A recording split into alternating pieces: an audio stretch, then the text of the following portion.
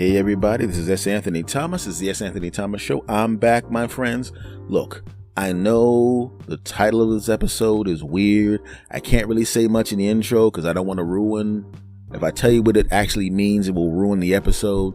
So, Chicka Chica Ow was a weird title. I know. Just listen to the episode. It will be explained in the episode. Thank you for coming back to listen. It's great to be back. I got some interviews and stuff for you. This go around. You're gonna dig them. So, are you ready to hear the show and find out what that weird title means? Of course you are. Cool. Let's do it.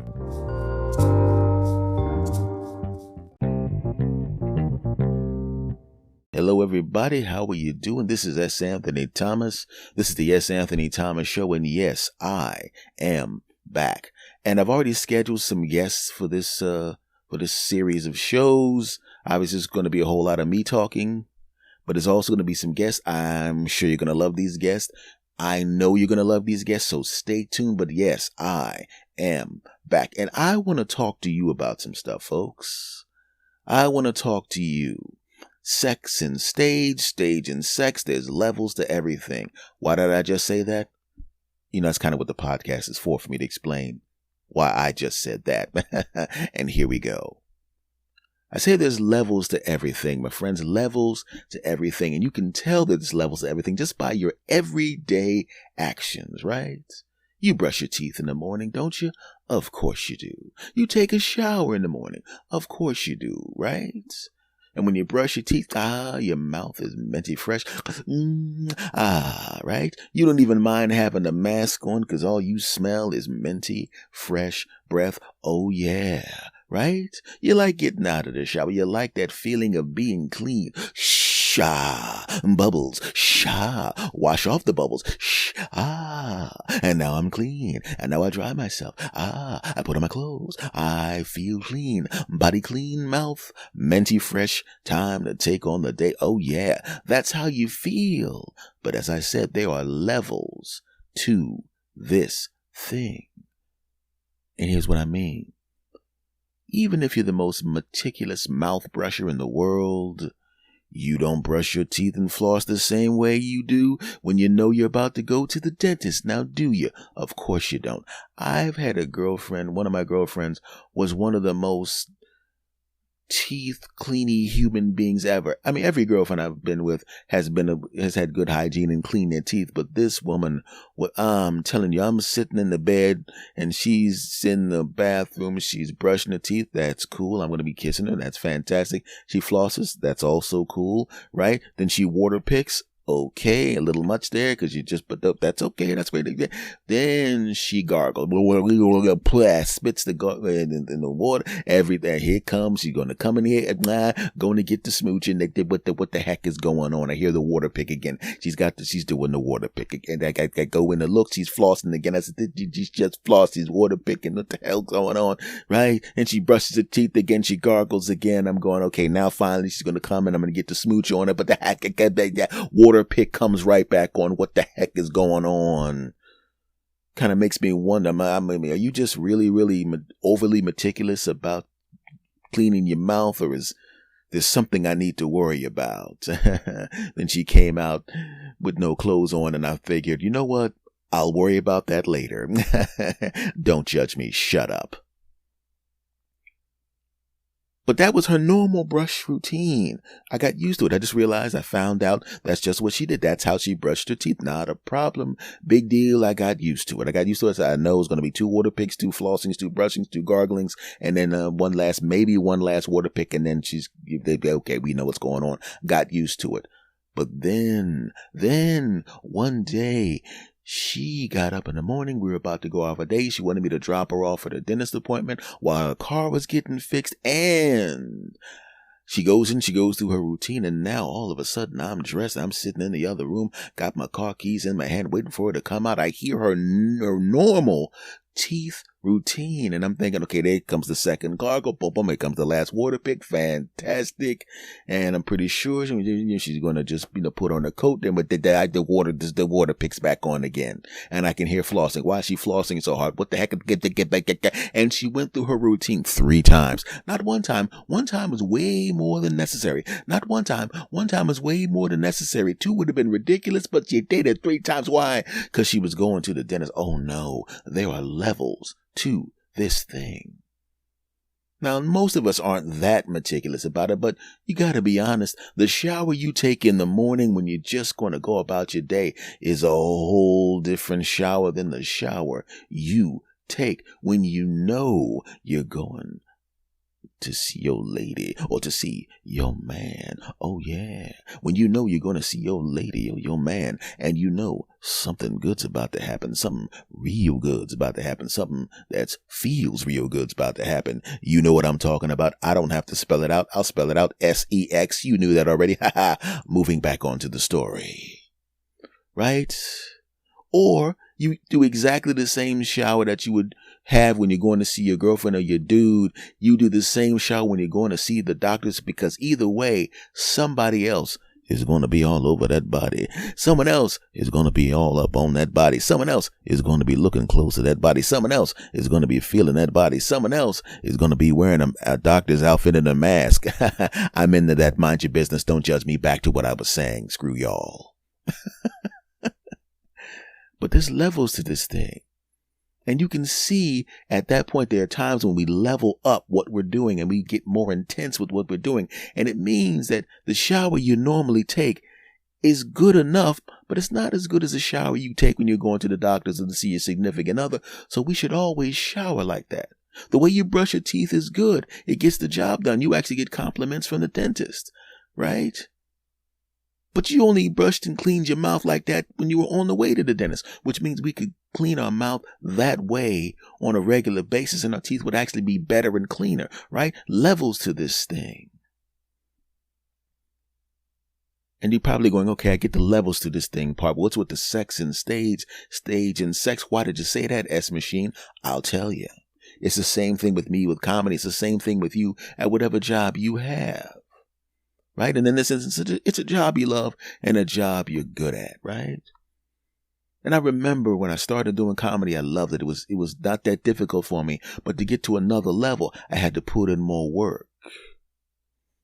And I would watch people on stage. And these guys were people ahead of me in the game, and they were on stage, and a lot of times they were just messing around. And I was good enough at that point to know the difference between someone working on a piece of material and someone just messing around because they had enough juice to get on the stage. And it's difficult when you got your notes and you're ready to do some serious work when somebody's just up on stage just because they can be. They don't really need to be there. They don't really care what they're doing. They're just messing around. They're just flexing their muscles to get on the stage. And you want to be up there doing some serious work. And it annoyed me. And it made me realize, man, every time you get on that stage, you got to take it seriously. You don't want to think about it that way, but you only get on stage so many times in your life. You don't know what the number is. You have no idea what the number is. This one could be the last time, right? And I got to a certain level of skill, but I couldn't get to the next level. And I was trying to figure out why. And I realized why. Because everything that wasn't on me being on the stage sucked. I didn't like writing. I didn't like rehearsing. I didn't like doing the business stuff around the stage part. So the time I was on stage was everything. Everything else sucked. And I realized that was why I was having problems. I didn't rehearse my routine and look at my notes until I was about to go on the stage. Well, how do you get better if you don't put in the work? And young me realized, I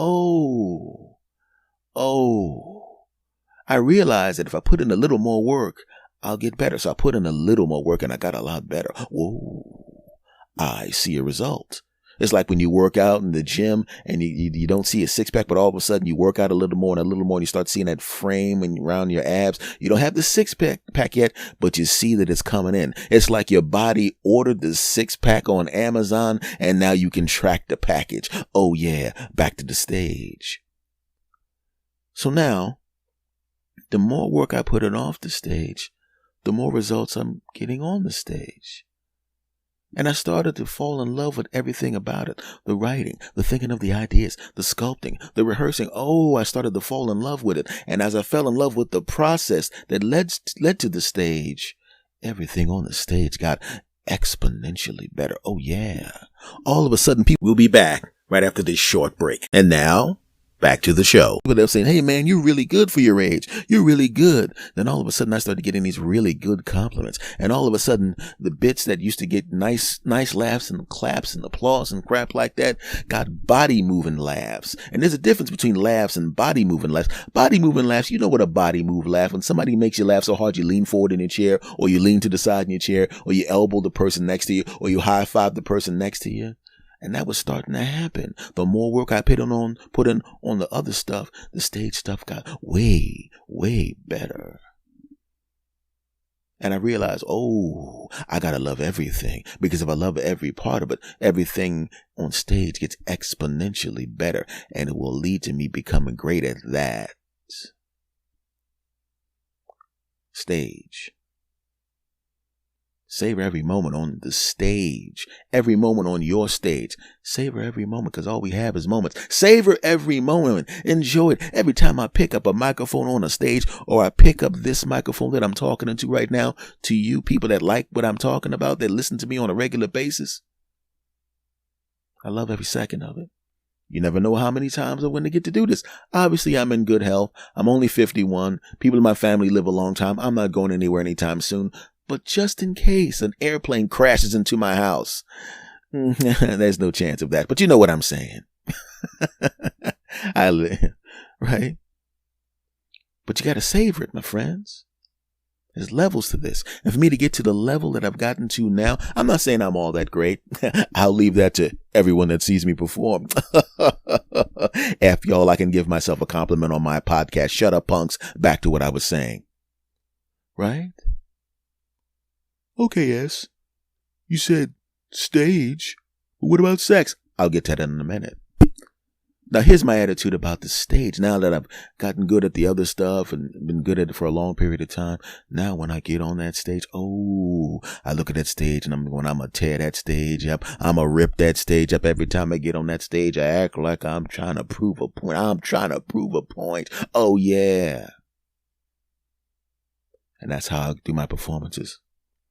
Love every second of it. Try to be the best I can be and try to prove a point. Sex. When I was a young man, that was my attitude about sex as well, right? Every time I was with a lady and we,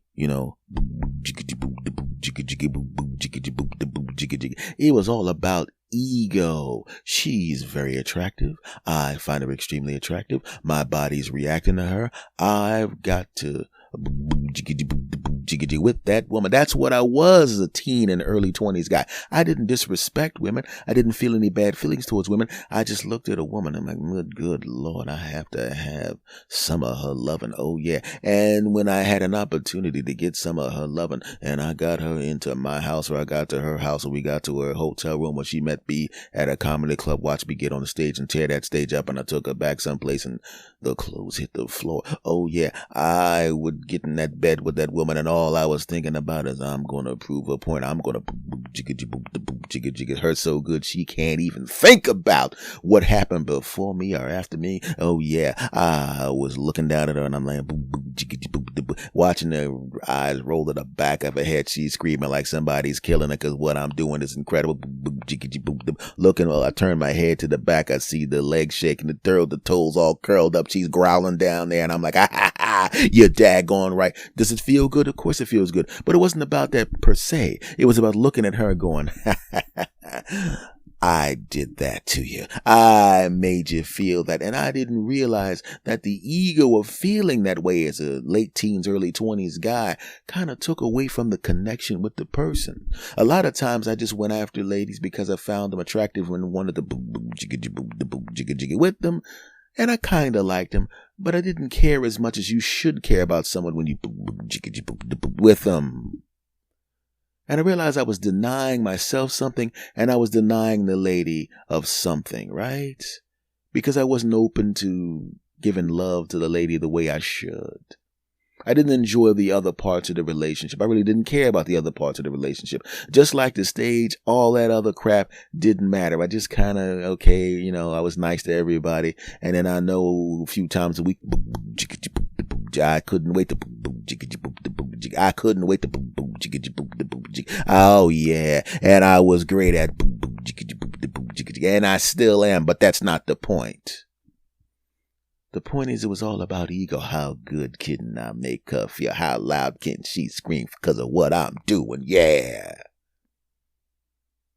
And those relationships are always ended because it was always based on in fact, there were women who only stayed with me because they wanted the did I mention I was great at because I am? But that was the only reason a couple of ladies stayed with me. So as it turns out, on the other side, the Egoville, she was thinking, well, he's a nice enough cat. I like him. He's kind of cute, and I really like the way he. But I don't really give two craps about his behind. I just want him to. That's all I want from him, right? And either way, and we were just basically using each other because I wanted to, and she wanted me to. That's not a reason to be together. I want to prove how good I am at. That's not a way to live. And I realized I was denying myself something. So now I got into was still in my early 20s. And I realized that felt great. But I remembered one time I was with someone that I really cared about. It didn't work out because she was super jealous, right?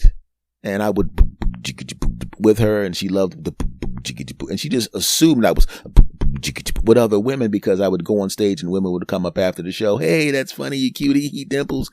And it never occurred to me. I've never cheated before. Haven't cheated then. And I'm 51 years old. I still have never cheated on anybody. That's not my style. If I'm with somebody, I want to that the woman I'm with's brains out, and I want her to my brains out, right? We enjoy each other. I'm not going to do that. But she thought I was, and she started doing all sorts of wacky crap, and she started being really mean to me, and she went off and boom with somebody else, because let's be honest, he ain't me. He's basically just boom, and I'm, of course,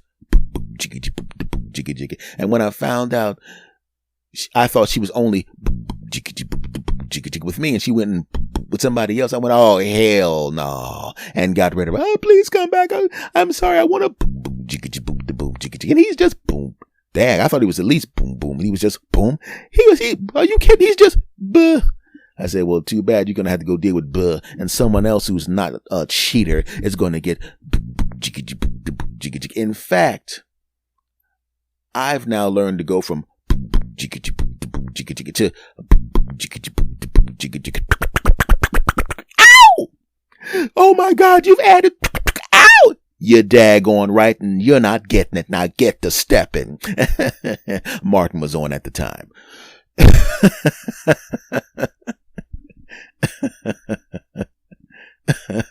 Okay.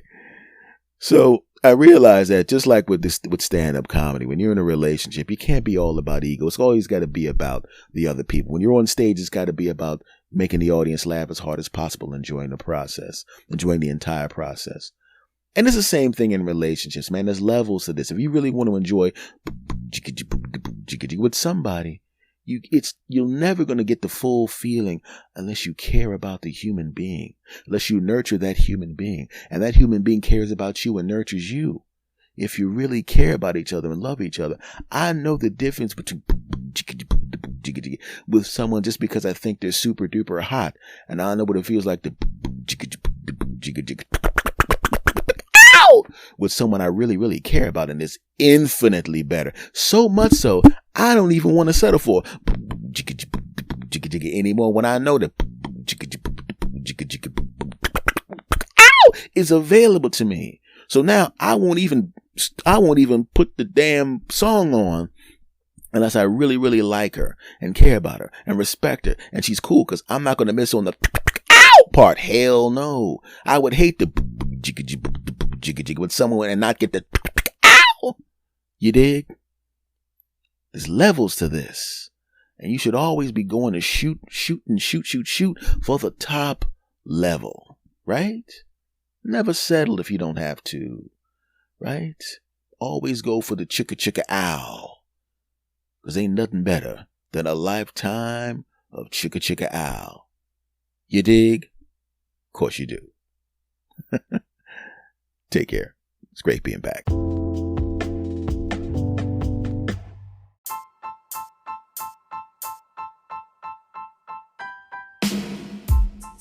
All right, everybody. Thank you once again for stopping back. Much love to you. We're going to be here for a while, knocking out some shows, my friend. And remember, if you like this show, make sure you check out my other podcast. It's called S. Anthony Says. So basically, Google my name, S. Anthony Thomas, and you have all the info for both shows. Much love to you all. Thank you all. And I will see you again next time. Take care.